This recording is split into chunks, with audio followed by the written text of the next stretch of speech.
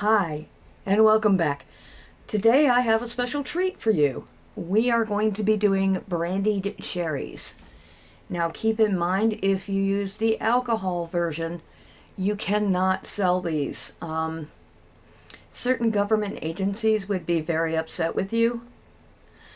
So if you do plan on selling something like this, there are available. I've found a few companies online that do sell the alcohol-free flavored brandy. It's completely alcohol-free, but you have to double check because some of them do have a small percentage and would end up getting you on the wrong side. So, let's make some brandied cherries. I usually make these things about this time of year for Christmas presents. And they are very well received. You can eat them on their own. You can use them like on the top of Black Forest cakes. They go real well. And, or Black Forest cupcakes. Drizzle them with chocolate. They make a very nice sweet treat for an adult.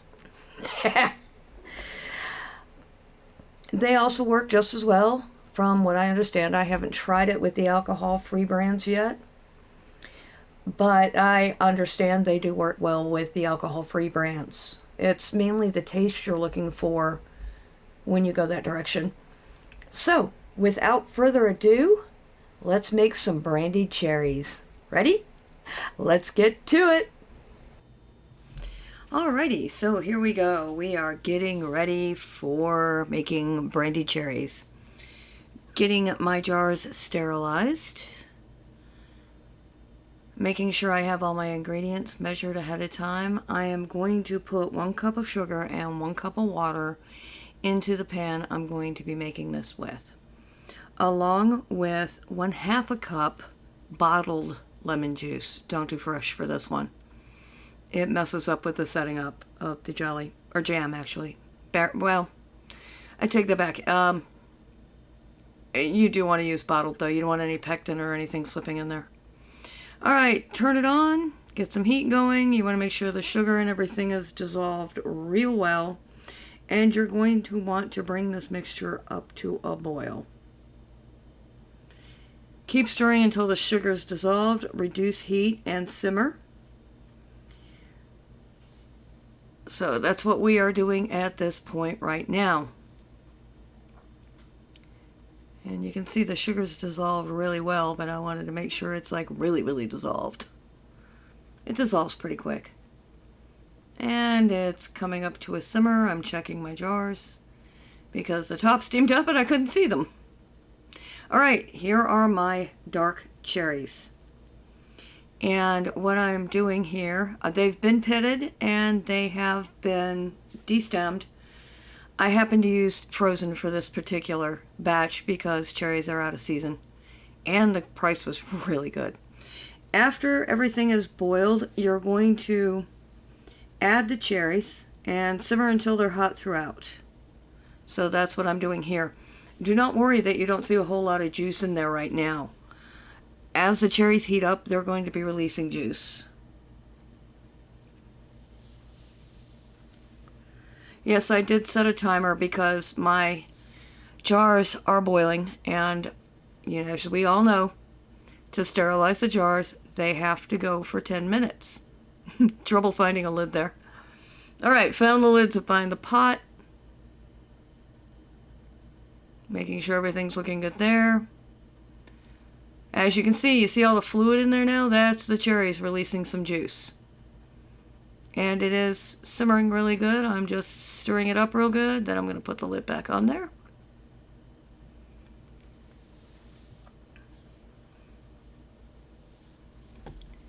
Now you can see that steam really coming out of the side of the jars. And they're still simmering, and I'm still stirring. Keep in mind, I know that the jars are going to be finished way long before the cherries are. So you can turn the heat down on the sterilization process on the jars when they hit 10 minutes so they're a little bit easier to handle. You don't want to turn it all the way down. You don't want to turn it off. You don't want that water to get cold. Okay, here we go.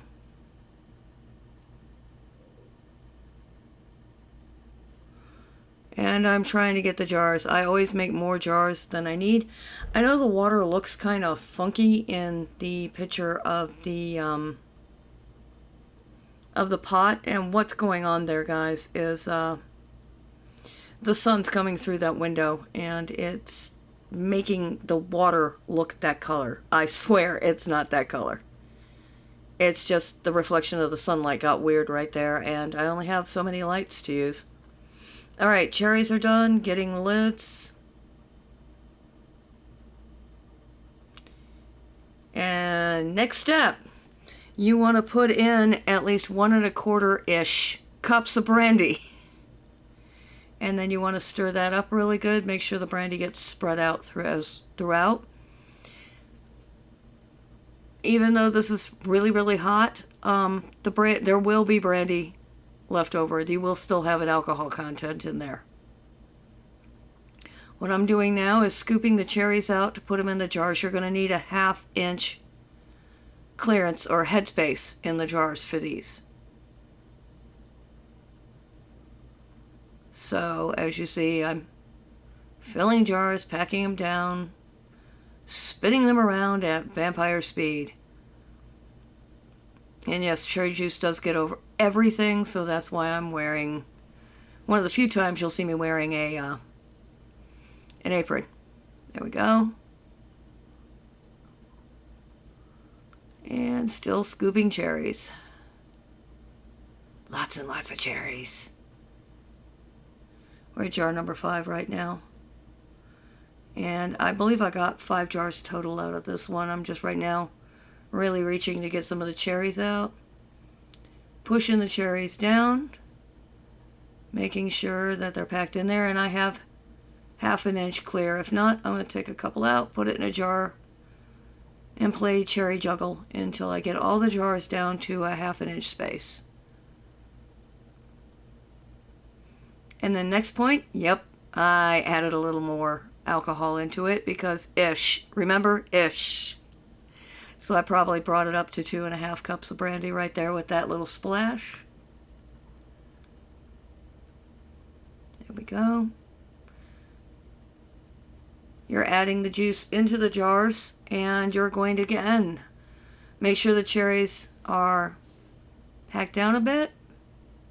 You want 1 1/2 inch of clearance. That's way too much juice in that jar. So we're going to pour some back. Okay. You're also going to want to debubble it.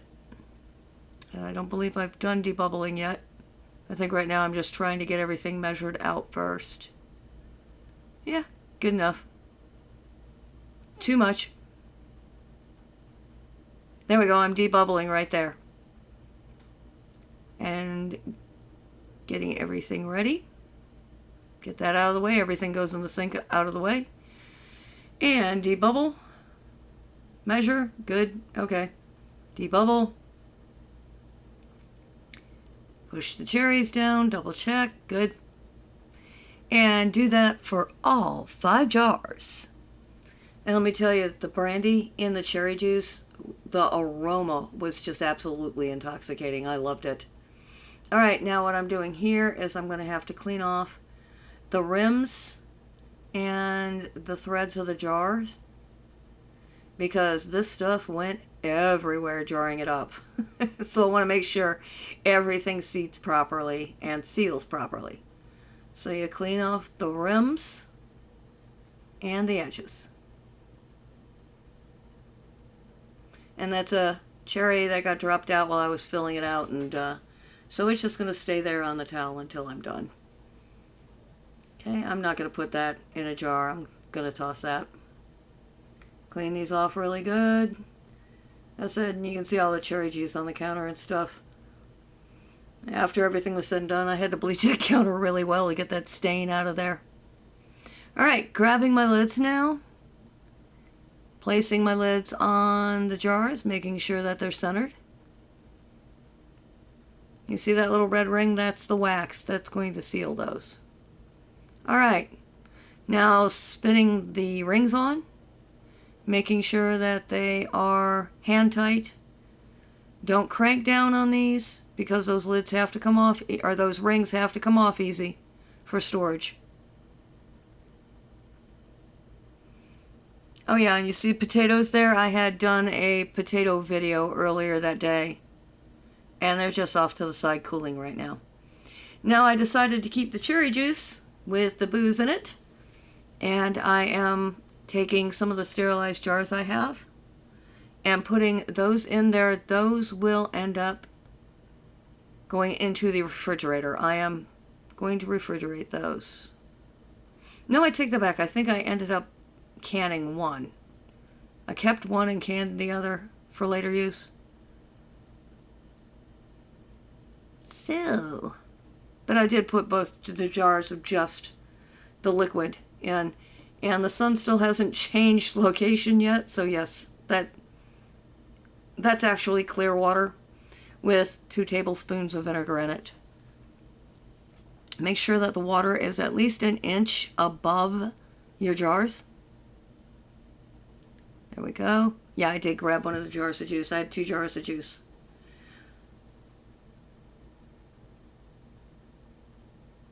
There we go. Put that in there.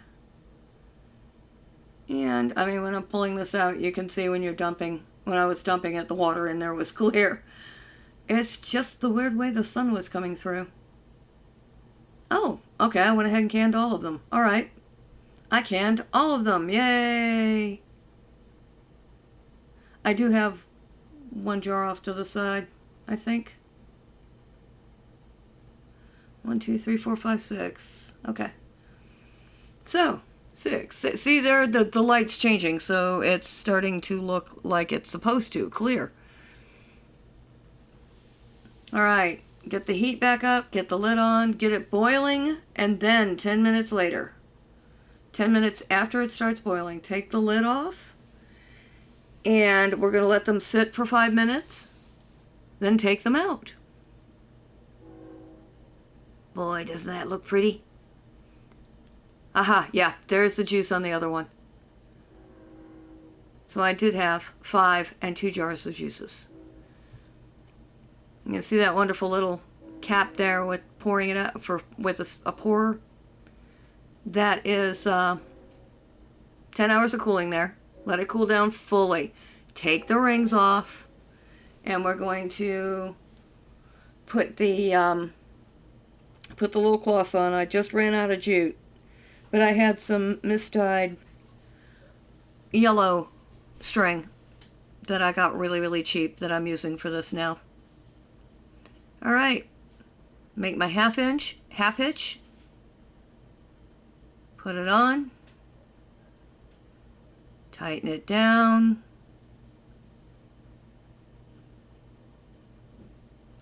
you'll see right there, you gotta separate those, tighten it down, tie it just like you're tying a tennis shoe. If one side's too short, just travel up the side of the jar till you get enough. Tie it like a tennis shoe. And that's how that goes. And then you do that with the rest of the jars. Now you see I have 1 jar put aside there. Tie, tie, tie. There we go, got that one. And I do that with all the jars. I usually make brandied cherries for Christmas or for my husband's birthday. He really loves them. They're also great in baking. I will use, after they've sat for a while, I will use them in like a Black Forest cherry cake. That is just, they're insanely good in those. And there we go. Ta-da! Brandied cherries. Make sure you put the date you do the cherries.